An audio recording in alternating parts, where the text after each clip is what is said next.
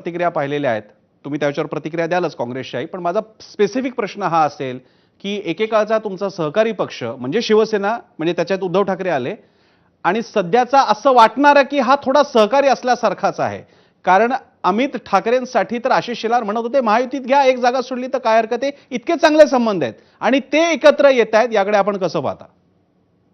प्रसन्न महाराष्ट्राच्या हितासाठी आणि महाराष्ट्राच्या राजकारणासाठी दोन कुटुंब एकत्र येणार असतील, दोन पक्ष येणार असतील तर त्यात भाजपला वावगं वाटण्याचं किंवा भाजपला नाक मुरडण्याचं काही कारण नाही. परंतु मुंबई महापालिका आणि मुंबई महापालिका निवडणूक जिंकण्यासाठी दोन पक्ष जर का एकत्र येणार असतील तर तसं होणार नाही. कारण मुंबईकरांनी ठरवलं यंदा मुंबईमध्ये भारतीय जनता पार्टीचाच महापौर होणार आहे.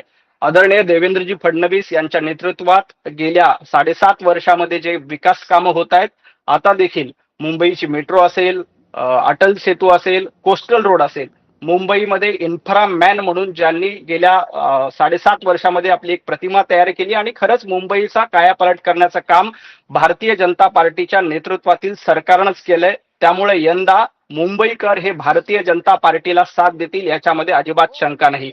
आमचे मित्र आदरणीय अतुलजी लोंढे यांनी ज्या पद्धतीने बिनबिडाचे आरोप केले की महाराष्ट्र हा रसातळाला गेलाय, परंतु मागच्याच आठवड्यात आपण सगळ्यांनी बातमी वाचली असेल की थेट परकीय गुंतवणुकीमध्ये महाराष्ट्र गेल्या 2 वर्षामध्ये सलग पहिल्या क्रमांकावर आहे. जे अनेक उद्योग महाविकास आघाडीच्या काळात विशेषतः त्याचा घटक काँग्रेस होतं, त्या काळामध्ये यांच्या बैठका होत नव्हत्या, हे मुख्यमंत्री भेटत नव्हते. अशा काळामध्ये जे उद्योग वेगवेगळ्या राज्यामध्ये गेले होते ते पुन्हा एकदा महाराष्ट्रामध्ये येत आहेत आणि आज गुजरात पेक्षा देखील महाराष्ट्र क्रमांक 1चं राज्य झालेलं आहे आणि मुंबईचा विकास करण्यासाठी फक्त भारतीय जनता पार्टी समर्थ आहे.